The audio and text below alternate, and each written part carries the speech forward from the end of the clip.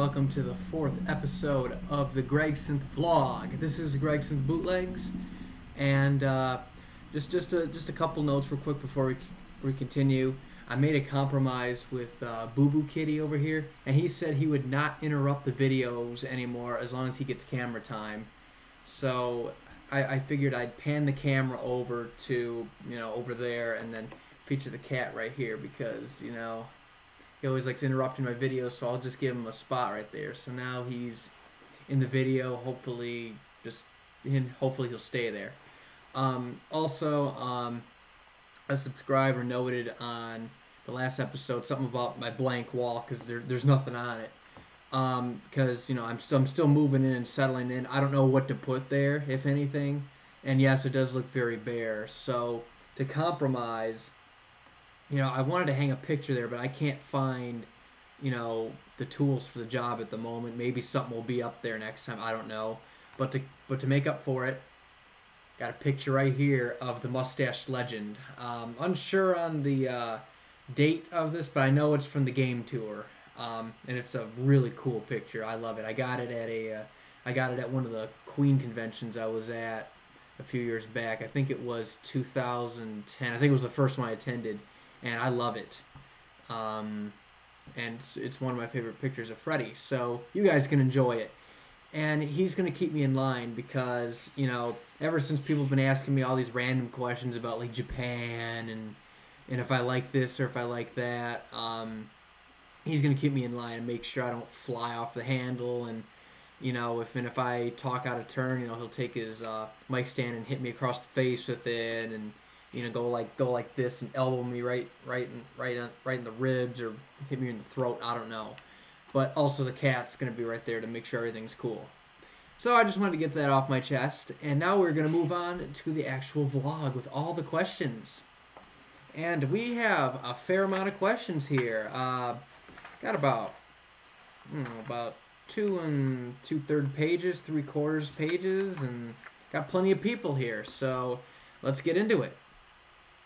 The first question is from Oscar from Sweden, and which, by the way, is a very cool name. It's very regal, and it's like an emperor. It's like it demands respect.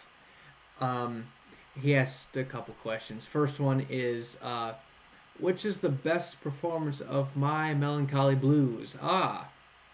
Well, there's lots of great versions on the News of the World tour. Unfortunately, that's the only tour that it was featured on, but we got plenty of great versions. I don't remember any weak versions or bad versions, which is good. I remember some versions that stick out really well, though. Probably the best one overall has to be Philadelphia 77, going off the recordings we have. Very nice, dynamic version. Freddie uses a little bit more dynamics on this compared to some other ones, some softer voice, and it sounds really cool. And, I think it's awesome. And another cool version I heard, Stockholm and Copenhagen from 78 have some powerful vocals too. But if you want more of the dynamics and the softer vocals, then the one from Philadelphia 77 is the definitive one.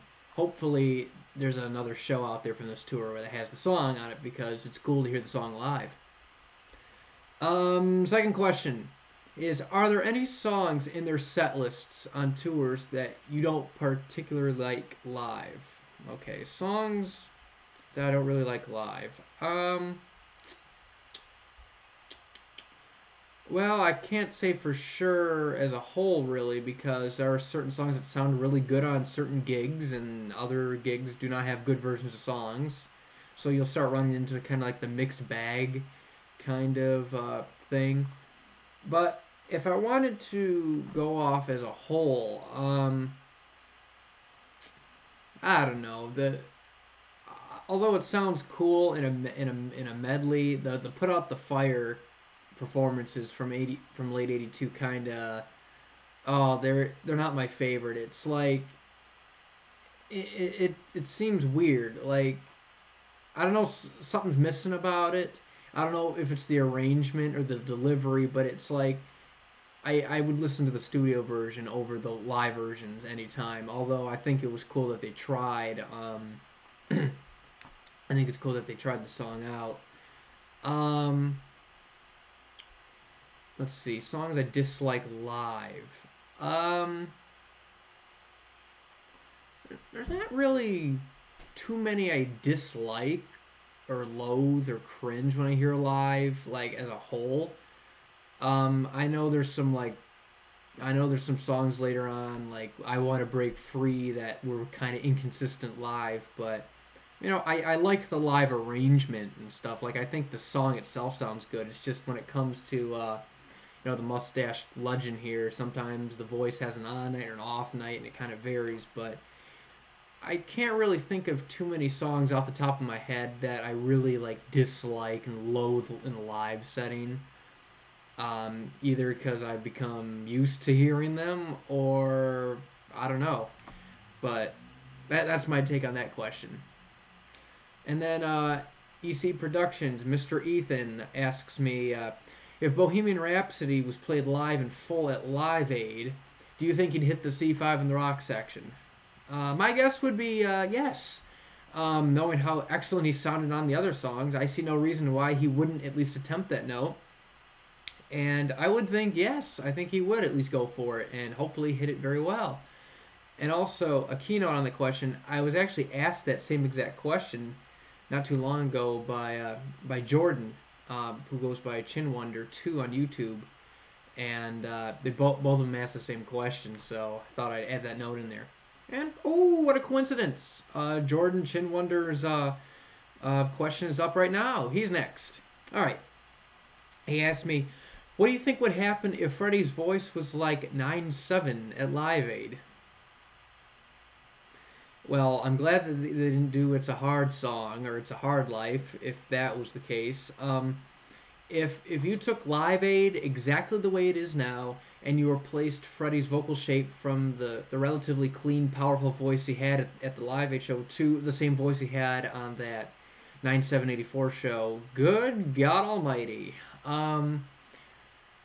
I would be, well, first I would be amused, and plus it would get broadcast live too, so you get to hear it all in its glory. And if you want something like that, just listen to like the Led Zeppelin reunion where you have Robert Plant's voice shot and Jimmy Page is drunk and fucked up and playing an out-of-tune guitar, and it'd be entertaining in a way, but it would also be very unfortunate that such an epic performance would be featured in a light like that if Fred's voice was in such bad shape.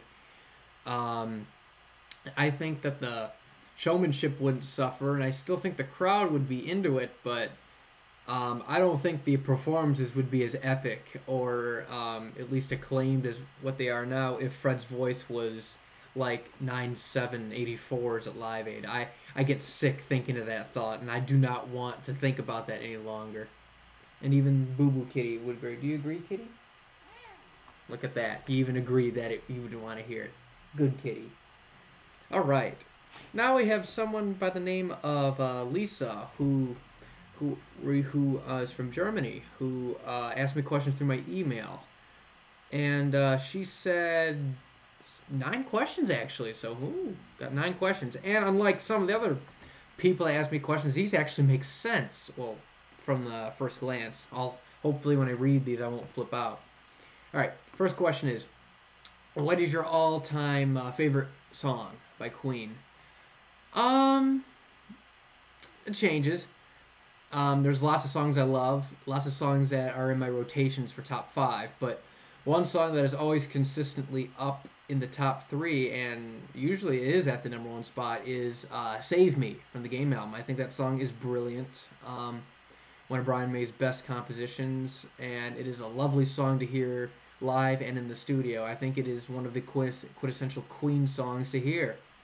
And it's always been at the top of my favorites. So I will go with Save Me as my all-time favorite song, for now at least. Second question is, what do you think about Annie Lennox of the Eurythmics? And would you have liked Freddie and Annie to sing a duet? And choose a song you would like them to sing. Well, Well, I think Annie Lennox is a brilliant singer. She has a very nice soulful tone to her voice. I'm not too overly familiar with her work or the rhythmics, but what I have heard, I do like. I do like her singing. Um, I think it would have been cool if she and Freddie did a duet in the studio. Um, Choose a song you'd like for them to sing. Oh, that'd be interesting because I think Bowie and Queen is under pressure. But if I wanted Annie Lennox to sing with Freddie, knowing Freddie's vocal styles and Annie's voice generally, for some reason I think it would have been cool to hear numbers off of the Hot Space album. Like I think it would have been cool to hear Cool Cat have Freddie with his falsetto, and then Annie coming in there with her part like a soulful lower part. Um, I think that song would be cool. Would be cool to hear a duet on. Um, and if Under Pressure's not available, I think that'd be a cool song. Also, for some strange reason, I would think like Body Language or Back Chat would sound cool with her singing on it too. Um, those are just thoughts. And then question 3 is, do you enjoy listening to the Japan '79 concerts?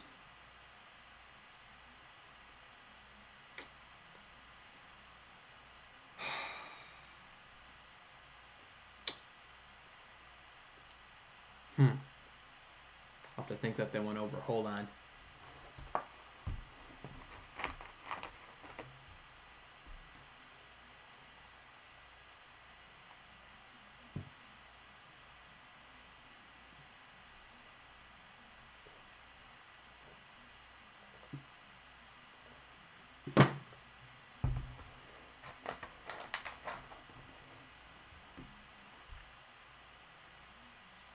I need another one. I'm sorry.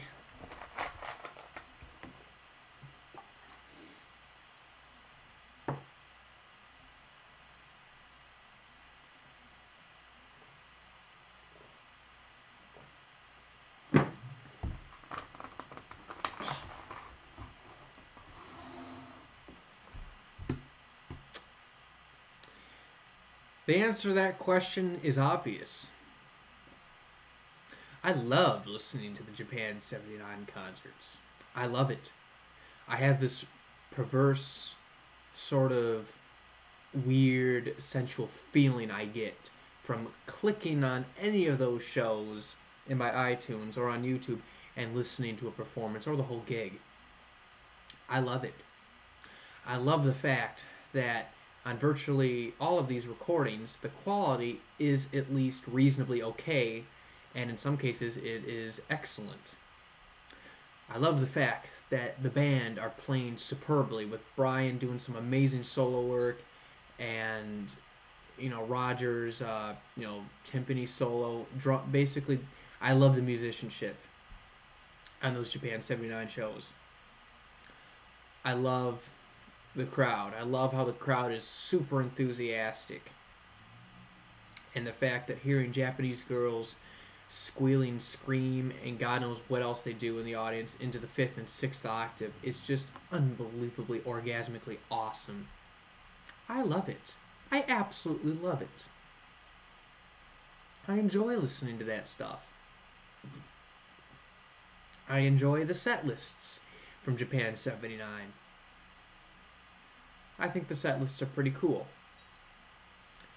And as far as this man goes right here, this guy, he'd be pissed off knowing we'd listen to that stuff over and over and over and over again and critique it and listen to it again and me losing my cool in another vlog episode. I mean, what is with you people?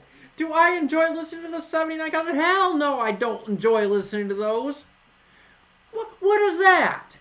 Seriously. Really. But it's... I don't like listening to that. I don't. Seriously. Yes, the quality's great. Yes, the audience is great. Yes, the band is, at a peak. They're awesome live. Jazz Tour has some of the finest musicianship you ever hear of the band. But the fact that my favorite singer right here, sounds like a dying animal at times who's learned to control his voice. No. Absolutely not. No. You people are nuts. Do I enjoy listening to the 79 shows?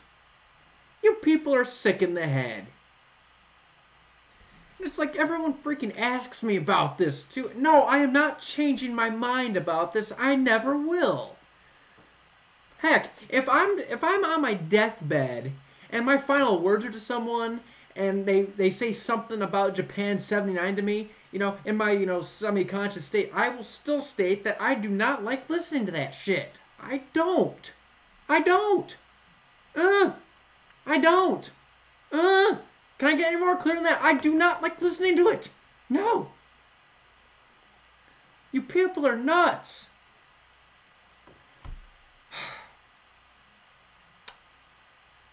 Thank you. And then the next question is from Lisa. Do you think it would be cool if John Deacon released a solo album where we could hear a singing voice? Well, I think it'd be cool that he released a solo album in general because, I like his compositions and his work in Queen, and hearing his bass playing is always a plus because he has such a particular technical yet fluid and smooth style, and his bass lines are very tricky, on repeated listens, like, Millionaire Waltz, You're My Best Friend, Don't Stop Me Now. Some of the early stuff is ridiculous, and his bass lines never get in the way of the music. He never overplays. They're cool to listen to. He is underrated. He's an underrated genius. And his songwriting is also awesome too. I don't think his singing voice is too bad, to be honest. Yes, it's a little nasally and it's a bit silly sounding, but it's not the worst I've heard. I've heard far worse. I don't know if I could hear him sing for a whole album, but, a single or two would be okay. Heck, I'd love for him to do a solo album, just even instrumental would be cool to hear his work. So, yeah, overall, I'd say yes to that. Next question is, if you had the chance to meet John Deacon, which questions would you ask him? Ooh, well, first I would tell him that I love his taste in leather jackets because, as you can see here, I like leather jackets as well. And, I think it's cool that he plays the precision bass. I think that's a fantastic bass to play. But on a more serious note, if I were to meet him and, sit in a pub and have a drink or something, to be honest, I wouldn't bother him too much with the Queen stuff. He's made up his mind. He retired. He retired gracefully in '97. He wishes everybody the best. I'm not going to bombard him with questions like, are you going to rejoin Queen? Are you going to do this music thing or that or this or that? No, I'll just, keep it casual. Shake his hand. Tell him thank you for his playing and for what he's done. Just tell him thank you and just, talk casual with him. Ask him, how everything's going generally.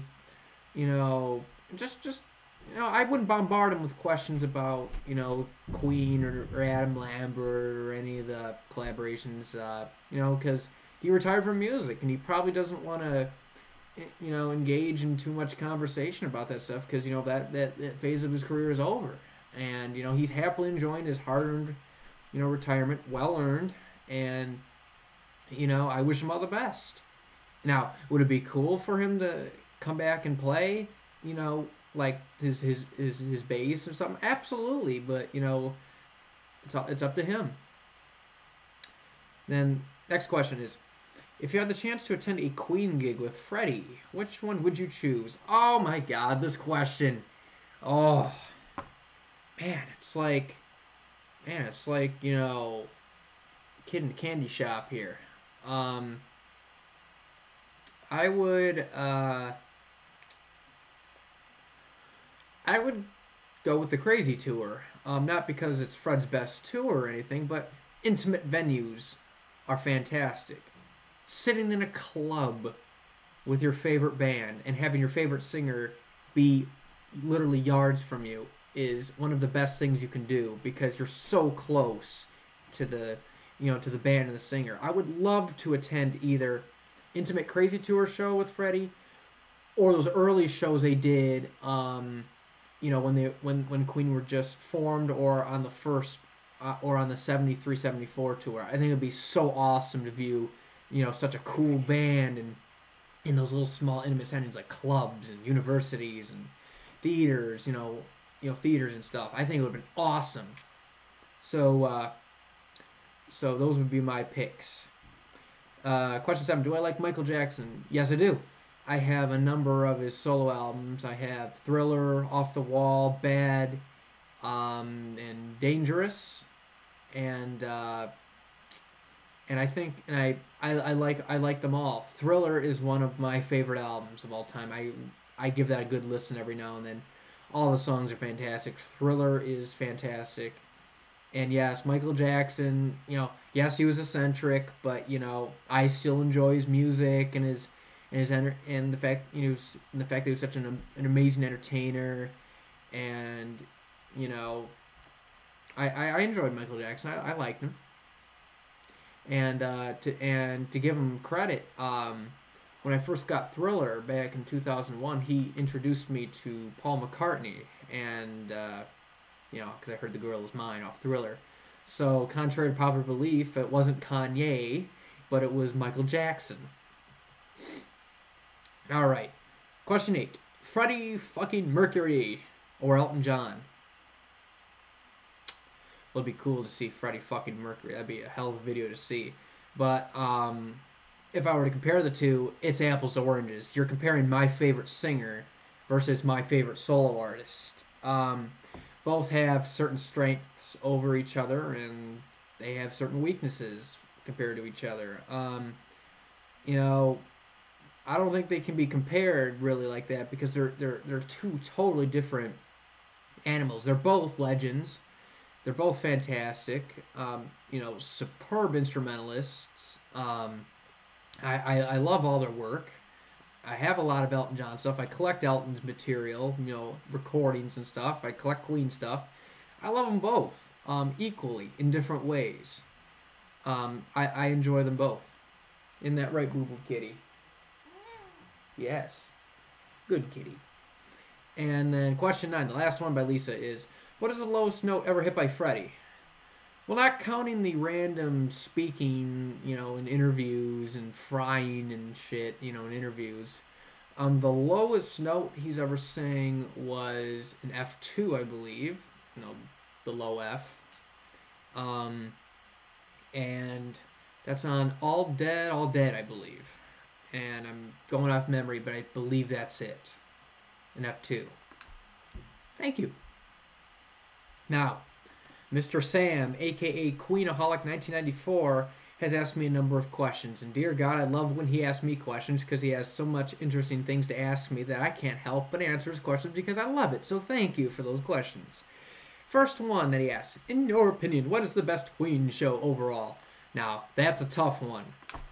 Because when people rate Queen shows, at least what I've seen, they use Freddie's performance as a benchmark, and that's usually the thing that really kicks the rating around. And yes, Freddie is very important, and the vocal performances are very important to a performance, and they sometimes can decide, but it is important, but it's not the whole piece of the pie, because you have 3 other amazing musicians on stage. That's right, 3. A guitar, bass, drummer. And then you have this man right here. As far as the best Queen shows overall, counting all 4 members' performances and everything, that is a tough one. Because because I can say it's like the Crazy Tour stuff. But it would sound like a cop-out because, there's other amazing tours with amazing shows where everybody's on form. You know, examples besides Crazy Tour of what I think are some of the best ones. Those Queen One shows from the early days.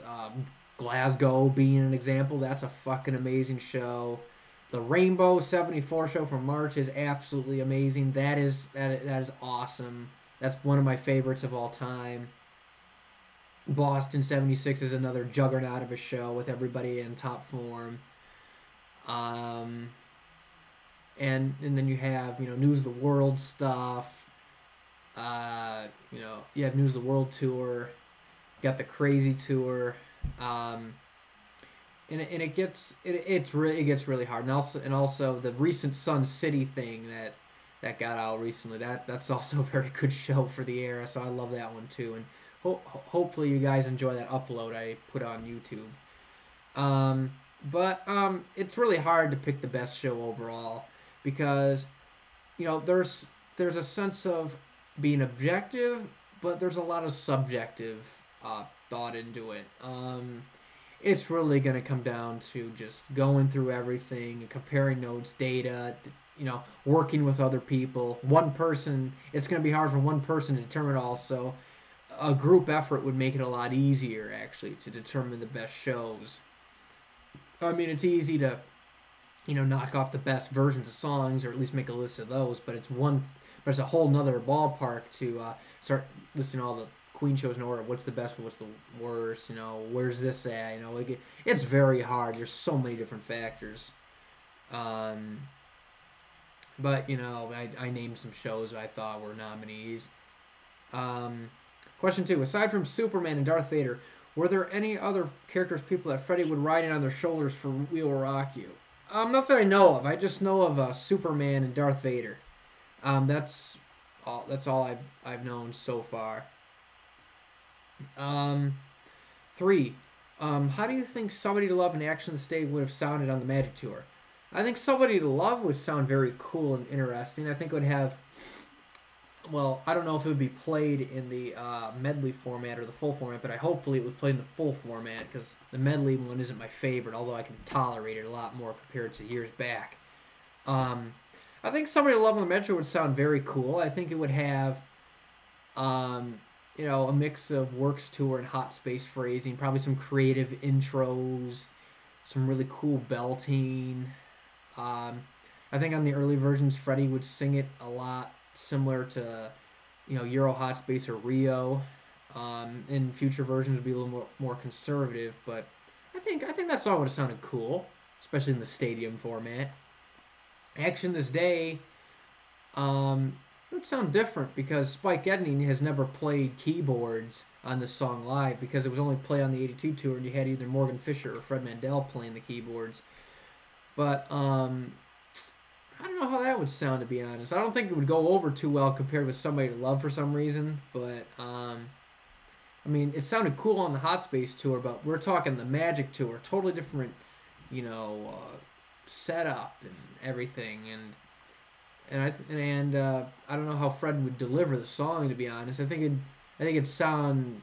I want to say it would sound good, but you'll never know with this stuff like this. But I would like to hear them both live. Fourth question: would you have liked to hear Prince's "The Universe" performed live on the Magic Tour? Yeah. Overall, I would say yeah.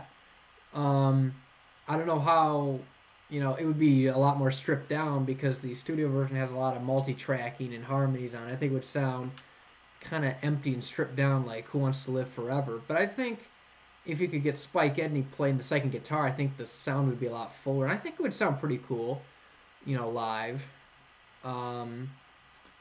About Freddie, as I said on the previous vlogs that Ethan asked me how it would sound on gig to gig. I think he'd take a shot at a number of keynotes on the early gigs and then hopefully drop it at Zurich and then be conservative on other gigs. But it'd be cool to hear that live. And then where I would include it in the set list. I think it would have been cool to hear, right after the soft acoustic section, "Love My Life Is Just What We Created," and then go right into that heavy rocker. I think it would fit right there. I think that would have been cool. If not, the first encore song after the main set. I think those two ideas were the first ones that came to my head. And then question 5 is, if you could travel back in time to see a Queen concert live, which concert would it be? I think it would be. I think it would be probably. I'll stick with the old ones. Those Intimate Crazy Tour shows. Tottenham Mayfair. I think that's how you pronounce it. I'm sorry if I fucked up the pronunciation. Or Purely Tiffany's. All those clubs and stuff. I think those would have been cool. I would pick those two. And then also asked me, do you think Quinn plus Adam Lambert would score the new James Bond film Spectre? I haven't seen anything yet about that. I haven't been following that, so I'm going to hold off on that. I think it would be cool to see them do a film score. I think they can get a nice, dark, dramatic sound going on, and I think Adam Lambert could, explore, some dramatic, darker portions of his voice, because his low range has improved dramatically over the last couple of years. So I think he could be able to do an effective vocal, and I think it'd be cool actually for them to do a film score for that, and I think it'd be cool. I mean, I haven't seen previews or anything of Spectre or anything, but if it follows in the mood of darkness or something, I think it'd be cool to hear him. And then question 6 is, in your opinion, what is the worst Queen show overall? Well, you asked me what the best was. Now I have to go to the other end of the coin and say worst. Well, as far as all 4 members are concerned, one that really sticks out like a sore thumb is Dallas 78. I mean, good God. I mean, yeah, they first show of the tour, nerves, but it's like rusty, goofing up transitions to songs, missing chords, harmonies not being on point, Freddie not being well oiled and sounding nervous, Roger drumming the wrong song. That's one of the worst overall. That's the worst offender to me. Thank you for the questions. All right, Mr. Vilmar Hazeveld. Yeah, I think that's how you pronounce it. I'm sorry if I fucked it up. From Holland, asked me what's my opinion on Adam Lambert. Well, if you would have asked me that about 4 or 5 years ago, I think you'd get a preview of one of those rants I did on the Day at the Races debate where I wasn't too fond and stuff. But nowadays it's pretty much different. I've attended some shows on the last 2 or 3 of them. I saw him in Auburn Hills and then 2 Toronto shows. I think he's improved dramatically over the years. His singing is better. He does more with his voice in a very good way. Uses it more effectively. I think he's fit in with Brian and Roger very well, and as long as they're happy, I'm happy.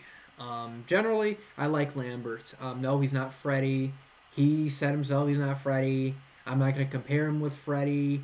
I don't think he's better than Freddie overall, but does the job well. So I generally like him. So we'll go with that. Next page. First question is from the Great Dane, Mr. Simon. Why the hell did you have to ask me this? Everything was going so well up to this point, and then you had to ask this question. Do you have rock and roll pneumonia? Oh, hell yeah, I do now. Because every time, Paul Stanley comes on, with the shot voice nowadays, yes, I get sick listening to it. So, yeah, currently I have rock and roll pneumonia.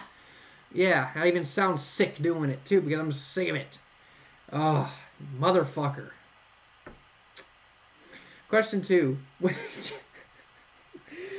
Question 2. Would you like Paul Stanley to come out? Yes, I do.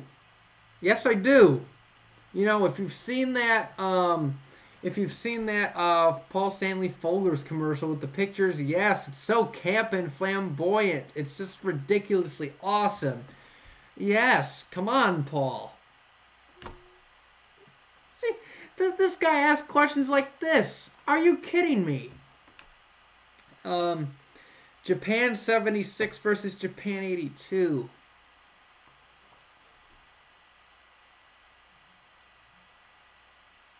Really? Oh, someone else asked 79. Oh, we'll go there. We'll go with the other ones. Okay. I like the good shows from Japan 76 a lot better than 82. I hate Himeji. I hate Fukuoka. Osaka's aren't my favorite. As far as 82, I'm not a fan of the first Fukuoka. Sapporo has moments, and then Tokorozawa has some of the best singing I've ever heard from Freddie. This man right here. Amazing show he did. Overall, if I were to compare the best gigs, I would probably say 76. If I wanted comedy, it would be probably the 82 shows. 4. Oh, finally, a good question. What show is your favorite all-time Japanese show, and why? Well, out of all the shows Queen played in Japan, my absolute favorite has to be Tokyo 75 on May 1st. No, it's not 79, so get that idea out of your head. 5-1, it's amazing. Musicianship is great. The crowd loves it. It's so tight and awesome. They embellish the songs. They play their asses off. Fred sounds pretty good. I mean, the whole show is phenomenal. It's one of the best from that era, and it's a highly recommended show for anybody who's interested in Queen's live shows. And then,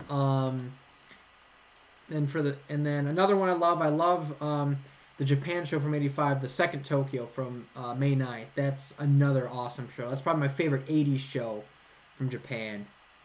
Fred sounds great. Crowd's very intimate. Performances are good. Overall, I would go with the 75 show, though. Not 79, not 81, not 82, and not 76. Although I do love the Tokyo 331 show. That's a really good one. I do like that one a lot. Best version of Sweet Lady on the respective tours. Woohoo, tough one. The first one we have, Liverpool, is cool to listen to. Good vocal delivery. Although it's not exactly the tightest performance, but it's alright. Dundee's is very good. I like Boston 76's. That's a very good version. That's probably the best on the tour. For Racist Tour, North America's is a little off, very rough. Although I do like the faster tempo on that tour where they speed the song up about 15%. I think, from what I remember, Bristol and Glasgow have really good versions of Sweet Lady. We'll go with those. And then Mr. Lawrence Santos asked me a few questions. He says, 1, what is the best and the worst version of Crazy Little Thing Called Love? Well, the best one is very hard because it's such a consistently awesome song live that it's really hard to rate a best version. Some of the best vocal ones are from the Crazy Tour. Some really good music ones come from like the Hot Space Tour. The Hot Space Tour. The Works Tour has some really good jams on it, especially the Sun City one. That's awesome.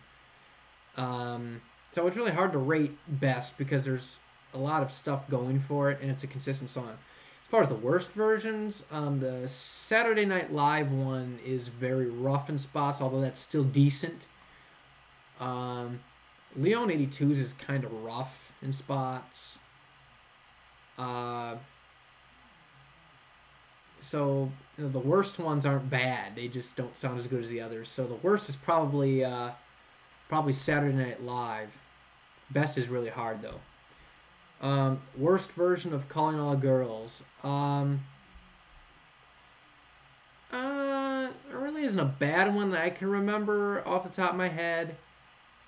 I mean, there's a couple from North America that have some rough moments, like it was like Toronto or Detroit, where it was a little goofy, but there isn't like a bad version of that song really.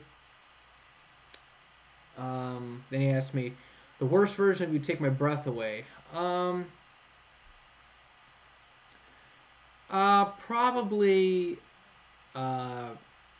anything that doesn't have the falsetto is, lackluster really.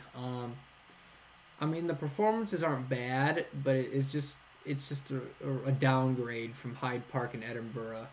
I mean, there's some weak ones like I remember Seattle's sounding rough.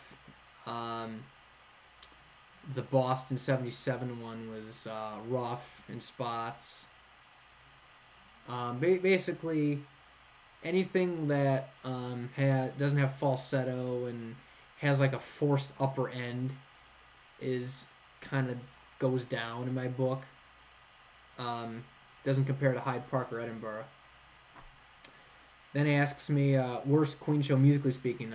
Dallas '78 as what Sam said. Off harmonies. Messing up the arrangements of songs, not getting basically a lot of technical faults. That's probably the worst one musically. Next question is about Freddie's last performance live at the Dominion Theater in '88. I'd like to know, was that a complete Freddie Mercury set or Freddie only made a special guest appearance? Well, it was a show for the Time musical, so he may have just went on and did his songs, and that was it. I mean, I have not seen footage at all from this. I mean, I've seen some pictures, but it looks like it was a theater setup where you have people come out to do their respective songs and they leave the stage and someone else comes on. So I think it was just like a normal theater type thing. And they asked, did he sing more songs outside of the Rehab? I don't believe he did. I can't say for sure because there's only, the 3 songs we have of him. But I would think that he just did those 3. And then he asked me about the band and stuff. I'm not sure. I think it's just I'm not sure who plays on that recording. I don't know if it's the band that played on the music on the album or something, but I don't know. There's not enough information for that. And next, Salvador Gomez asks me, which song from the first album would you like to hear in the Magic Tour? I would say Keep Yourself Alive out of all of them, because it would sound cool in the stadium setting, or if it lied and you have the whole 16,000 people clapping and stuff to the beat. But I think Keep Yourself Alive would have been fantastic to hear. I would love to hear it live. 2. What is worse, Marbella '86, Zurich '86, or the second Wembley? Overall, it is Zurich. Fred's not in the best voice. Sounds very rough. So out of the 3, it's Zurich. Although all 3 shows have their good moments. Just be glad Zurich wasn't the officially released show for the tour. And then 3, in your opinion, which tour has a better set list? The Magic Tour, Works Tour, Game Tour, Crazy Tour? I love the Crazy Tour with all my heart. I think the set list is cool, but I don't think it's the best out of the 4. I would actually say the Works Tour for the set list, because what it does is it's the most diverse set list out of those 4. I mean, you have the hits.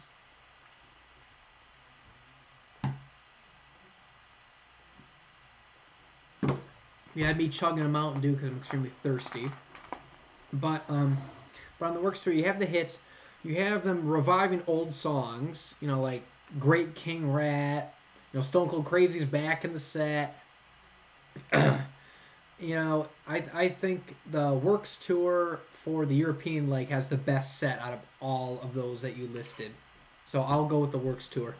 Yeah, Works tour gets victory. Yay, Adam. I know he's cheering. And then 4. What are the best jazz tour shows? Best ones I heard. The New York shows from mid-November are very good. The second New York show from 11/17 being one of the best. I love Montreal. I think Chicago is good. Vancouver's is very good. Oakland's is one of the best. Everybody's on fire. I love that show. 79 tour. Cologne is good. The Barcelona shows are pretty good. And then the Paris shows are very good musically. Fred's rough, tired, but you know, musically it's top notch. And then, yeah, dare I say, Japan has the Osaka shows and then the Sapporo show, especially the first one, going for it because those are pretty good in comparison to some of the other ones we have. All right. Next person is that Cake Muncher 510 dude who told me his real name, and it's Alex. And although Cake Muncher sounds cool, I'll say his real name too because he said so. Asks a couple questions here. First, he asks me, aside from the wonderful cover of Immigrant song they played, what Zeppelin song would you think Queen could have covered the best? Oh yeah, that Immigrant song is awesome. Love it. Imagine that at Live Aid. Would have blown Zeppelin's performances right off the stage. I think Communication Breakdown would have been awesome here, especially when they were just starting out and they were the raw, hungry, youthful band from the early years.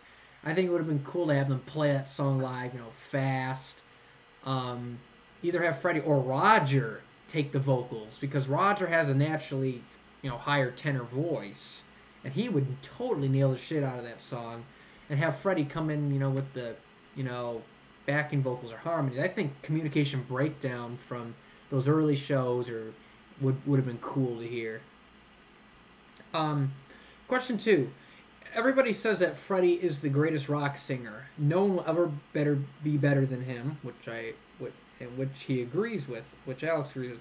But in your opinion, what do you think it would take for a future vocalist or performer in general to exceed Freddie's talents and abilities and take his spot? It's kind of a difficult question because Freddie was such a one-off and such a unique, amazing entertainer, musician, singer that he cannot be duplicated at all. You can find people that can get close for the tone and be charismatic and stuff, but there's only one Freddie Mercury, and he's right here. But I don't know actually who would be, who's out there to exceed his talents and abilities. There are vocalists out there who are technically better than him in terms of technique and stuff, but there's only one man that can sing the Queen stuff, the way that it was sung, and it's this guy. But for someone to be acclaimed, to be thought of as a legend in the future and stuff, the person has to be original. It has to be original, very diverse, not afraid to take chances, really connect with the crowd. Control the crowd. Really have them in the palm of your hand. Don't be afraid to be yourself. And be multi-talented on multiple instruments. have a unique style of playing or singing that can't be duplicated, and have a set of unique features with yourself, and then when those all fall into place, then you can have a shot at being up there with the greats. But as far as Freddie is concerned, I don't see anybody that out there really. But I want to say there's someone out there, but we'll have to find them.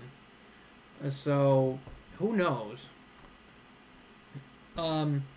Third question is, if you had late 80s or early 90s Freddie go back and re-sing any of his earlier 70s songs, which would it be and why, and how would it be better judging by his peak as a vocalist at the time? Well, let's see, late 80s, early 90s. Okay, so I'll take that as Barcelona through Innuendo. At that point, Fred was at his technical best. Montserrat taught him, tips on how to breathe better and use his voice more safely. And he was at his technical peak in the studio. I think he would have been even more consistent live if he didn't get ill and he still toured. But there's a lot of songs I would love to see him sing with that voice. If I want his Barcelona voice singing something, oh man, wouldn't it have been cool to hear, some of the stuff off, Night at the Opera, Day at the Races, News of the World. Can you imagine Barcelona era Freddie just really belting out Spread Your Wings, with that massive chesty, powerful belt, even more powerful than 77 with the gorgeous vibrato with the new breath support. And imagine him doing We Are the Champions in that more powerful voice. It's Late would have been awesome to hear with his Barcelona voice. Somebody to Love would have been cool to hear too. Just imagine that. Barcelona era Freddie. The man that sang stuff like The Fallen Priest, The Golden Boy, the title track, and How Can I Go On? With that particular voice on Somebody to Love, that would have been awesome to hear with the styles and everything. As far as early 90s goes with Innuendo's voice, his voice lost power, and it started happening on The Miracle, but it was really evident by Innuendo. Now, that was not his fault. The man was suffering from a terminal illness, and he lost the chest, power, but he used his newly, his more head tones, thanks to Montserrat most likely helping him out. He used a different style of singing to fulfill those amazing performances on Innuendo. It'd be cool for that voice to do like the really youthful stuff off of the first couple albums, like Doing All Right would have been cool. Can you imagine stuff like In the Lap of the Gods Revisited, sung with that voice? It would sound pretty similar in spots, but with more technicalities, and I think it would have been awesome to hear stuff like that. So generally, for songs that have to have power and belting and stuff, I would have Barcelona Freddie singing stuff like from News of the World and stuff, and then for lighter stuff with more falsetto and head tones, Innuendo Freddie. And I'll go with those. Now we got this page right here. Matt's Comics says, asked me a few questions. 4 actually. He says, would Live Killers be better as a triple album like Wings Over America, or a double album like Three Sides Live? Well, if you were to release a full show officially, or do or Live Killers it, with all the songs and stuff, double album. A triple album is unnecessary because Queen shows were not. I mean, they were long, but they weren't long enough to spread it over 3 discs. 2 discs is enough. So we'll go with double album. Question 2. Would you like a remastered, expanded version of Elton John's live album from Sydney, 1986? Oh, hell yes, Oh, I am so sorry. Look at that. Talking about Elton John and nodules in Sydney just made me burp. Thank you, motherfucker. I appreciate it. But yes, I would like to have that because as rough as his voice was on that show, it has some amazing musicianship on it. The orchestra, the band is amazing. Yes, I would love to have a reissued, remastered, expanded version of that. If Queen did a tour for Innuendo, what songs from the album would you choose? Off the Innuendo album, I think a tape playing of Innuendo would be cool to hear live. To start the show, and then go right into I think the Hitman would sound cool live. Ride the Wild Wind would be cool to hear. I think that'd be a great live number. And The Show Must Go On would be good too. So we'll go with those songs. And then lastly, would you like a CD, DVD set of Elton's Wembley '84 show? Hell yes. Absolutely yes. I have the VHSs, which are incomplete. They missed 3 songs. And I have the soundboard audio, but it'd be cool to have an actual official release. I would love that. That show is amazing and deserves to be released. Come on, Elton. Thanks. Okay. Next person is Mr. Sam Kibler. He says, why is it that in live versions of We Are the Champions, Freddie almost... Oh, I'm sorry. Man, my vision's fucked up. Hold on. Let me take another drink. I'm sorry for misreading that question. I was reading something else. As you get my age, you get too old, you can't read properly, even with the 2 extra eyes. It must be that stuff. Okay, let me try that again. Take 2. Why is it that in live performances of We Are the Champions, Freddie always sang the chorus with different phrasing on the part No Time for Losers? I understand he was harmonizing with Roger while Roger sang the original melody, but it seems like it would have sounded a lot better with Freddie singing the original melody. I get what you're saying on that. There's a couple wild card versions where he does do the original phrasing, like Saarbrücken '79, which surprised the hell out of me. But I think the reason why he modified it like that and had Roger take the original melody was, one would be, harmony purposes, maybe fuller sound. 2, that line "No Time for Losers," the original melody is pretty demanding. I mean, it's not super high, but it is in that kind of that danger zone for in that danger zone for vocalists, like the mid fourth, mid upper fourth, and when you have a vocal condition like nodes and you try to do closed vowels and stuff, it can it can cause havoc. And we have evidence of Freddie doing that, of having problems with closed vowels and stuff, and Elton had his problems. So I think he did that to ease the strain on his voice, so he wouldn't strain his voice as bad. So I think that's why he modified it like that, because it was the note choice and the vowel. Good question, by the way. You always ask good questions. Mr. Mario Dave asks, what do you think of part 2 of Sun City? And how come Fred sounds so good there? Well, the reason why Fred sounds so good there is because it's fucking Sun City. Thankfully, not the first couple shows where his voice went out and had to cancel some number of shows and lost his voice into the set. I love part 2 of Sun City. That is some of the most daring, unexpected, amazing stuff I have heard on a new Queen show. It's total odds from the tour, the overall perception. It's great. I love that. Sun City is one of my favorite gigs from the 80s because of the whole thing, and the whole band is on fire too, and it's amazing. I love it. And he sounds so good there. I think it's because I think he actually took the hint and actually rested his voice and took it easy and didn't do anything stupid. I think that's what he did. I know he had steroids shot into his throat on earlier shows. I don't know if it was done for later shows, but I think he honestly took it easy and took advice and didn't push his voice. And so I think he did that, and he went all out, and it sounded amazing. Then he asks me what between Great King Rat, the raw version, De Lane Lay, or versus the tried studio version. I'll have to go with the studio version. It just sounds better, and it's the version I'm used to the most.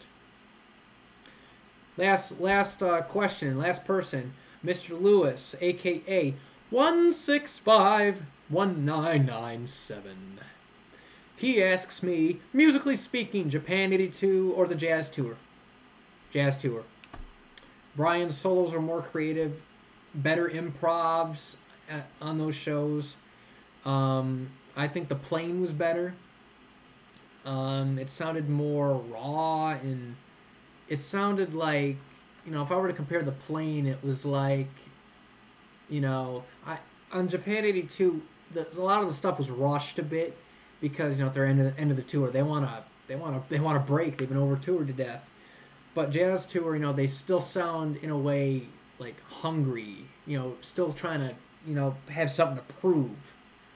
And I think the Plane is better, especially the guitar solos and the improv sections. That's what I think. Well, that's all the questions I have. It wasn't 4 pages, but almost 3 is good enough for me. A lot of cool questions. And I'll see you guys next week. I'll continue to upload as much as I can and find, and hopefully you guys have a nice week. And I'll see you guys on the next GregsynthVlog. See you later.